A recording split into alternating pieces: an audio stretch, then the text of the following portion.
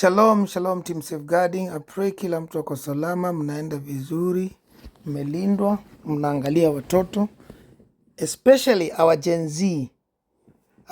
But katika hii video ningependa tu kuongea, niseme tu, if you see these 5 men coming to an amicable place, agreeing to come to a conference pamoja, unaona hapo the highest ranking man in Kenya, His Excellence President Ruto.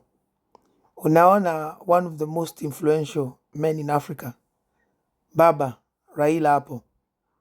Unaona the second in command ndani ya Kenya, Gachagua aka Rigiji. Unaona most probably the third highly ranked man in Kenya, Wetangula, the Speaker of the National Assembly. Then unaona another highly influential, significant individual, Prime Cabinet Secretary Musalia Mudavadi, among other men. How unaona hapo. If you see them coming together katika hii press conference, it doesn't matter kama ni ya Azimio, kama ni ya UDA, kama ni ya Rwanda, kama ni ya Congo, kama ni ya Kikuyu, kama ni ya Masai, it doesn't matter. As long as unaona hao watu, those men, unaona hapo katika hiyo front line. Well, just know, the Gen Z story is dead. It's dead before it continued. It was dead. Soon as uliona Raila amekubali kuja kwa press conference. Yes, I know a lot of people may say, oh, unasema nini team safeguarding, unasema nini, yeah, whatever. I think what has happened there is very good. Of course, I'm not disputing that what has happened, ratifying and Ruto assenting into the IBC newly, redone, whatever, nisio vibaya. No, that's fantastic. And I think what Raila has said there, what Rigiji has said, what President Ruto has said is fantastic and is progressive. That is fine. But kuna watu wamekuwa kiuliza a lot of time, issues za Gen Z zimeweza kusikilizwa. Of course, not long ago tuliona Ruto on X kiongea. But again, even though the State House, whatever, media, whatever, spokesperson, I think it's Mohammed, something like that, tried to moderate. X was never going to be explicit kama ni pahali unaona ni nani anaongea na nini na nini na nini. But anyway, either way, the Gen Z issue is just about to be buried. And hizi protest sasa zitaenda tu hivyo, ziishie hivyo. And guys, this is the fact. Here we do not understand tunaongea na nani. Tunaongea na daktari. Tuna deal na daktari hapa. A lot of people are talking, na mimi nimekuwa nikisikiza kwa mtandao, but mimi nitasimama na my people, Gen Z. Gen Z ukisikia wakiongea, hawa watoto wetu ukisikia wakiongea, hawa watoto wetu kuna vitu wanaona. Watoto wetu walikuwa promised mambo mingi sana. Wakati wa campaign, ile ambayo ilifly vizuri sana ya UDA, kulikuwa na a lot of promises. Those promises today are empty. Young people are still languishing in poverty. Eric Omondi amejaribu kuongea, akachoka. A lot of people wamejaribu kuongea, wakachoka, to a point that Gen Z eventually had to come to the streets. My worry and my concern also, ndani ya Gen Z inaonekana ni kama kuna vita ndani ya Gen Z yenyewe. And that is how watu huanga wanaanza kupoteza laini. Gen Z of late, especially kule Uhuru Park, tuliona wakiingililiana wao wenyewe. The gentleman who usually comes, alimbaye alikuwa anakuja kwa mkutano za maandamano na suti na bow tie, wakati alienda kwa stage alikuwa booed. He's a Gen Z. He's attended most meetings, or if not all. He is a Gen Z himself. He's very articulate. Ni mtu ambaye ako like, na amekuwa kwa ma TV, kwa ma radio, kwa nini, because of his style of attending maandamano na suti na bow tie. But of course inaonekana hata Gen Z wao wenyewe ni kama wanasikiliana wivu. Wakiona wewe sasa umechukua hiyo mambo, na ni kama sasa wewe unaanza kwenda kwa TV, unaanza kujitengenezea jina, unaanza kukua mtu ambaye anajulikana. They don't want that. I think they want every Gen Z to be languishing in poverty. Wanataka waone kila Gen Z akiwa hayuko kazi, wote wanatembea tu kwa street aimlessly. So I think hizi mikutano za Gen Z pia ni lazima zikuwe na purpose, and that is why Unfortunately, as bad as this may sound, there is no organization, there is no group, there is no political affiliation or formation or whatever name you want to put it, that is going to be leaderless, that is going to go anywhere. So Gen Z, as much as wanataka kusema they don't have a leader, ama kama wanajaribu kuficha leader, ama kama wanajaribu kufanya nini, they cannot go anywhere, because without leadership nothing can just lead itself. Hakuna kitu ambaye inaweza kujiongoza. The holy book ile ambaye mimi huanga na preach kama mtumishi wa Mungu inatuambiaga kuna kuanga na watu wanaitwa shepherds. Kazi ya shepherds ni kuchunga na kuongoza na kulinda na kutunza kondoo. Shepherd, watumishi. Mtumishi ni mtu ambaye amejitolea kufanya kazi on behalf of others. Mtu ambaye ni mtumishi. So shepherds, they lead the flock, they lead the sheep into greener pastures. Sasa hawezi kuniambia Gen Z they don't have a leader, they don't have people who are leading them, and they are going nowhere. Where are they going to go? What direction are they going to take? There's no way mnaweza kusema tutaenda kwa X tuongeleshe president, because who is president going to listen? At the end of the day, if Gen Z are going to come up with anything concrete, at some point itabidi in a way or another wa form a leadership of Gen Z. This is how I see, because hakuna mtu, kwani how did Ruto come into the office? No, let's be reasonable. To go to logic, how did Ruto came in to become the president? See, he formed UDA. Akachukuana na before form UDA, so walikuwa kwa Jubilee alliance with Uhuru Kenyatta na yeye. Jubilee kakuja ikaisha, akaform UDA yeye mwenyewe na kina Musalia na kina Weta. Now he's the president. You have to form a group. There has to be leaders. Ukiona UDA saizi iko na everybody. ODM, Raila has been the pillar. I don't know about the whole Joho thing, because Joho is asemekananga ni mtu wa D, sijui ni D gani, ni D ya msalaba. So hapo sijui Raila alifikiria namna gani, but anyway, let me not go political. But what I'm trying to say, kama Gen Z watabaki tu hivyo wanakaa tu wanafikiria eti there are things that are going to have or take shape, this is sadly and as bad as it sounds, a waste of time, kwa sababu hakuna kitu inaweza kuendelea, hakuna kitu inaweza kufanyika bila kukuwa na mpangilio. Hamwezi tu kutoka tu mwende kwa street. Yes, kwenda kwa street is fundamental, is key. It has made everybody listen. The government had shut down, the bill was declined, it has been thrown out. This is fundamental, but at the end of it, mkikuwa hivyo, ni lazima now you start forming yourself. There has to be leaders, wale ambaye wanaongoza Gen Z, whether kama ni 20 ama ni 10, wachaguliwe, watokezee, ndio waseme this is what we are going to do. Now the government tumeambia ni lazima itupatie one minister, a cabinet prime minister, cabinet secretary wa Gen Z akuwe huko, ako 25 ama ako 30, akuwe huko, yeye ndiye anaongea on behalf of Gen Z. Wacha tukuwe na 5 MPs kwa bunge. They are not from any county, they are just elected by the Gen Z. Hata kama wametoka region moja, hata kama wote ni wa kutoka Nyamira, but hao ndio wanasimamia Gen Z. 5 wakuwe kwa bunge. Tuchaguliwe 2 ama 3 wakuwe kwa upper house, senate. CDCC tuchaguliwe 3 women rep. So wa Gen Z wakuwe na kama 20 leaders, MPs, whatever, cabinet secretary, whatever, ambaye wako kwa bunge, wako kwa serikali, wako nini. Let them then have their own team, ile ambayo itakuwa nasema tunaenda hivi na hivi. So kama ni huko kwa bunge, they have representative. Watu wanasema sisi kama Gen Z tumekataa hiyo. Wakienda huko kwa upper house, sisi kama Gen Z, hata nyinyi wengine wote mkichaguliwa tumekataa. These are the people that are going to come and table Ruto. Wakiwa pamoja wanasema tunataka kuja State House. Tunataka kuja kukuongelesha sisi wote kama Gen Z. Tuko na 3 women rep, tuko na 5 MPs, tuko na 2 or 3 senators, tuko na hivi, this is our leader, this is our chairman, this is our secretary. We want to come and have a table talk na wewe uko kwa over dinner uko State House. They go and they meet them. This is how they can, And this is how these people can. But hii idea ya non-stop, sasa it's been almost 3-4 weeks inaendelea. Inasemekana bado hakujulikani ni nani. Let me tell you something. When you see Raila, Kalonzo, Mudavadi, Rigiji, Ruto, Watata come together, just know,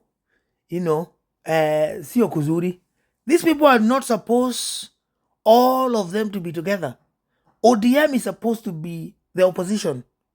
Yes, na mimi I'm not being crazy here. Iti niseme iti, oppositions and the ruling party should not come together, or they should not have an amicable solution. No. I'm agreeing with that. But what nakwambia, hakuna mtu hajui what happened between Raila and Uhuru. The handshake. Up to now, the handshake deal has never been revealed. But of course, tunajua it never left Raila off. Ilimweka in a position of opulence, right? Ilimweka in a position of advantage. Ilimweka in a position of where he does not lack. Ako sawa. That is why, of course, hiyo mambo ilienda hivyo. Uhuru akatoka, then akakuja, Raila tena was on opposition. He remains still in opposition. We understand about the AU presidency and how Ruto, of course, has endorsed him and all that. Mambo inaendelea. But of course, Raila of late have been quiet. Yes, anaonekana every other time anakuja hapo anasema nataka hivi na hivi, hii kitu hivi na hivi, hii kitu hivi na hivi. But it's not the same Raila that used to stand in for opposition, that used to fight the government for, all these things that the government should be put into check. Sijui kama watu wanaelewa ya kwamba the upper house, Senate, kazi yake ni to have oversight over the lower house. Government, mtu kama ukiangalia governor ule mtu anafaa kumweka in check ni the senator. Anaangalia na hakikisha ya kwamba wewe hauharibu pesa ya the hii county. The upper house should be able to take care of the lower house. But so opposition kazi yake ni kulinda na kuangalia maslahi ya wananchi, ya kwamba government is not pushing it. Lakini sasa ukishaona Raila na Ruto wako pamoja, what does that tell you? Of course, if I was Raila, I would not also be naive ya kwamba I don't have much time for politics, so it is what I can get. And definitely ukiona Weta hapo next to Raila, and then uone Rigiji hapo, akona ambitions za future, and then unaona Musalia hapo by Rigiji pia akona ambitions zake. So when you see these 5 men there, among other men that are probably not here, come together, we jua kimeiva. So Gen Z, mimi kama mngenisikiliza kama a safeguarding officer, I would tell you to put yourself together. Kuna watu tumeona a lot of people that have come, wanajulikana sasa ndani ya Gen Z, ni wao wamekuwa kind of leaders. Wachana na Eric Omondi hayuko kwa hiyo league ya Gen Z. Anataka kuwa Gen Z but he's not in that league. Ama mweke hapo, eka Eric Omondi hapo, although yeye sio Gen Z vile. But kuna young ladies tunaona wakiwa kwa street ambaye they are everywhere on the Twitter. Kuna this guy that I'm telling you ambaye alikuwa na bow tie na nini. There are others ambaye unaona hao watu wametokelezea, wanaongea, wako huko kwa mtandao. I don't know wanakutananga wapi, kwa ama kama wanakutananga kwa some web, dark web ama nini, but they are there. So literally they can come together and form a Gen Z movement. But hiyo Gen Z movement, hata wakichaguliwa hata kikuwa nini, let it also be accountable to the entire Gen Z. Kwa hivyo hao Gen Z wanaweza kusema hao Gen Z wamechaguliwa, tumewachagua, tumechoka na hawa wawili, tunataka watolewe tuweke wengine, but of course within rules, because again Kenya is not a banana republic. We cannot just be removing every leader that has been elected or chosen just like that because you don't like them or because they've done one thing that probably hawajafanya vizuri. You just think that today walikuwa ni hivi, kesho they are out. No, this is the same thing that I do not agree with this slogan ambayo Gen Z wanaenda Ruto must go. Ruto must go where? No, we have a country to run, we have familia na nini. Kama Ruto must go, we must then articulate why is it that we want him to go. We must say whatever tumemwambia afanye hajafanya, it's month, tumekataa, bado hajafanya hivi na hivi. We must have very good reasons of why we are saying Ruto now, tumekupatia muda, tumeongea na wewe kwa X, tumeongea na wewe kwa TikTok, tumeongea na wewe YouTube, wapi, tumekaa chini na wewe kwa park, tumekuwa na wewe everywhere, na bado husikilizi. It's been a month, 2 months. We can't have this now. I think with this reason, we believe we don't want you. But hii idea ya just one person or a few individuals kuja, Ruto must go. Ruto must go where? Ruto has a country to run. There's a government that must be run. So if Ruto is going, all these people that you are seeing here must go with him. So then who is going to run the country? So I think sometimes ni necessary, hata kama Gen Z waongea wakijua exactly what is it that they are asking, what are their demands, and who is going to really like there is this lady called lady from the senator upper house, the partially blind lady. Oh, I think she's called Christine. Is it Christine or Siage, something. I think. Excuse me if I pronounce the name wrongly. But yeah, that lady, she's brilliant, just wonderful senator, very articulate, anajua what she wants.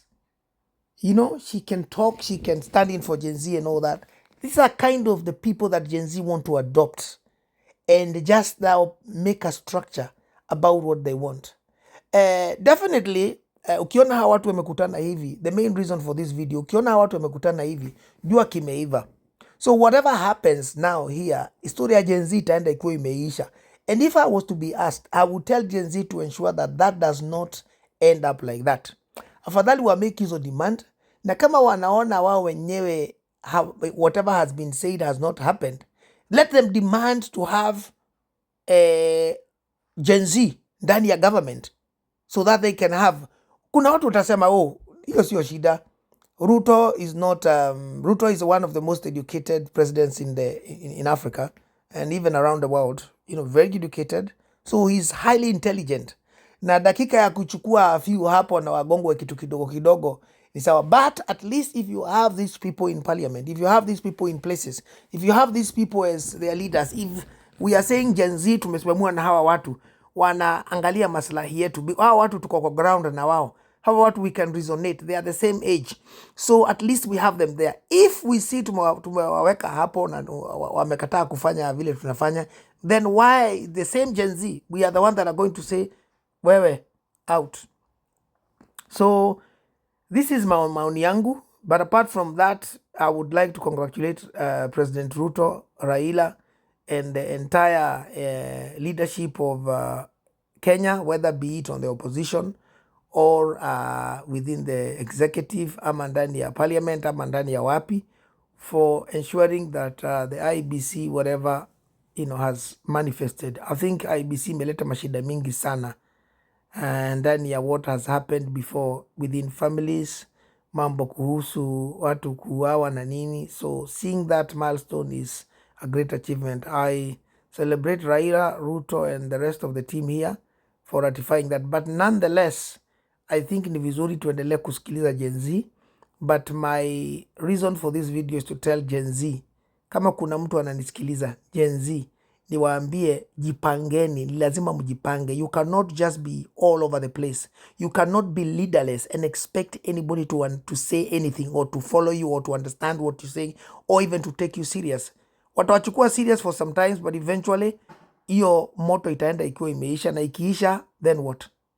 You will be left just like that. Mtabaki tu hivyo. A few people will be seen, wataangaliwa, wagongwe kitu kizuri, hiyo story yenu itakuwa ikiishia hivyo. But at least if you are to come together and put yourself together to form a group of Gen Z that is formidable, you present that to the president and the nation, hey, who know? Things may change very quickly. But kama hamtakuwa na leader, which mnasema you are leaderless, you are tribeless. I'm not saying anybody, a leader should be from Kiambu, a leader should be from Kisumu. No.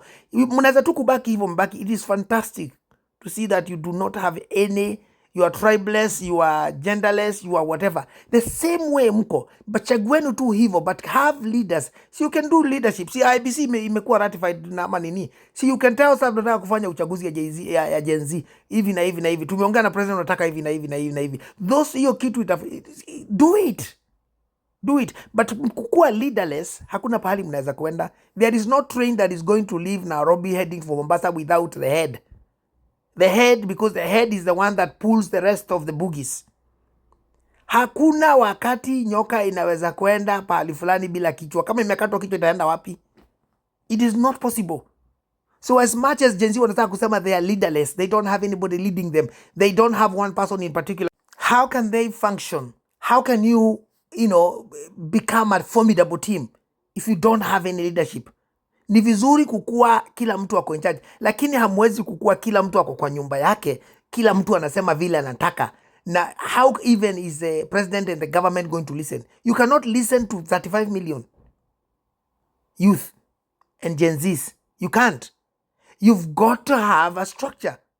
So whatever the case is, and as much and as beautiful and as good as it is, tunaona kwa street na tunaona vile mko pamoja na vile mko tribeless na vile mko genderless na vile mko kila mtu ako nini, but at the end of the day there must be a structure that must be in place if Gen Z is going to achieve its goals. Leaderless movements have never gone anywhere. Leaderless movement cannot make any difference.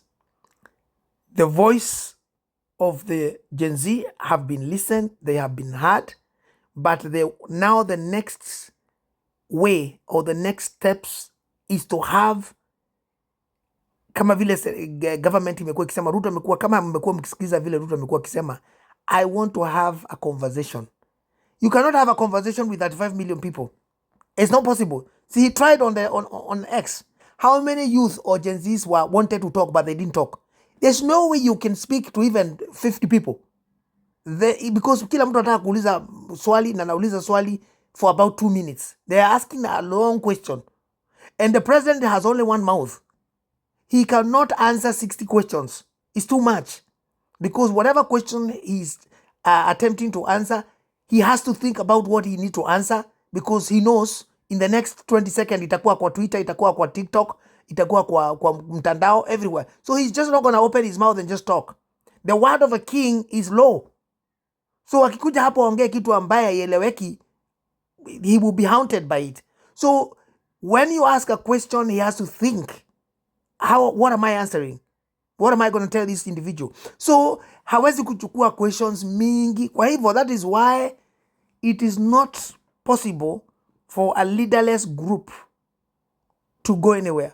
Lakini mkisha fanya kama vile mlifanya, Gen Z wameprotest nini kwa kuwa na mashida, watu wamepoteza life, may God rest their souls in eternal peace. Once everything is now imeonekana mambo, tumesimamisha mambo na kitu imeonekana kweli imeweza, we have created attention, now you are listening to us, then form a group. People must be there to say, sisi ndio tuna represent Gen Z. There is no way any government, any country, nations of the world can listen to leaderless people. How is it possible? Because leaders must, kama sasa ukienda ukiangalia Raila is the leader of Azimio. He represents Azimio. When you see Raila there, he is Azimio. For those people who follow history and all that, I like what the pharaohs of Egypt used to say. The pharaohs of Egypt used to say, Egypt is Pharaoh and Pharaoh is Egypt. That's it. So without Pharaoh, there is no Egypt. And Egypt without Pharaoh, it doesn't work or it doesn't exist. It's as simple as that. So hata hawa ukiangalia, when you go to outside Kenya, or when Ruto goes to UN, US, Washington DC, Dubai, anywhere, when he goes to Uganda to see Museveni, what is seen is not Ruto. What is seen is the nation of Kenya. Do you see? So when you see Kalonzo, a lot of people will think about watermelon. See, iko hivyo. I'm not being sarcastic, guys. So when you see Martha Karua, unaelewa ya kwamba Geshogo have rejected her. Listen to me, my people. Form Gen Z sasa, it's about time. Meshaoneshana what your abilities are and what you can do, but now you must form leaders. You must come together and accept you cannot be leaderless. na kama kuna leaders ambaye bado wako underground ambaye wana run vitu from whatever website from whatever, it is time now they come up ili waweze kusema sisi ndio tumekuwa tukiongoza, ama sisi ndio leaders, ama sisi. There was no leader at all before, but now we have formed some leaders, and these are the leaders that now we want the government Ruto to engage. They have our heart. They have whatever we need. Our core is there with them. Watawaongelesha. Why is this necessary? Kwa sababu sasa hawa watu wanaweza kuwa invited kwa State House, wanaweza kuwa invited kwa Harambee House, wanaweza kuwa invited anywhere. Ruto can sit with them, he can form, hata kama hawatakuja huko, anaweza kuwaita kwa private meeting, whether ni online ama ni private, na aweze kuongea na wao, because now they are not many. These people are the one that you Gen Z must give them your mandate. Hawa watu uambie sasa, nyinyi mkienda huko, this is what we want you to tell the president on our behalf, with the Gen Zs. That is how this is going to work. Otherwise kuendelea tu kwa street, kuendelea kufanya hizi vitu watu wanafanya huko na polisi na KDF na nini, we are going to continue seeing canisters, tear gas canisters, maji, and those are not the things that we want. We do not want to kuzika mtu mwingine ama watoto wengine ama anybody because of riots that are chaotic and all that. No, I think we are beyond that, and I think it's necessary to respect, life. And of course, we know Kenya is a country governed by the rule of law, so ni necessary. Sisi ndani ya team safeguarding, tunaombea any family that ambayo imeweza kuathirika katika mambo ya kulose watoto ama youth ama Gen Z ama nini, mtu yote ambaye ameweza kuaga because of hii maandamano ya finance bill 2024. May God bless you, may God comfort and soothe your souls, na may they that rested rest in peace. But tuendelee kuongelesha watoto wetu, the youth. We are seeing them kwa street, what they are doing, all the crazy stuff they are doing, kama ni dancing, kama ni nini. Some of them are pushing the police too far, they are pushing the KDF too far.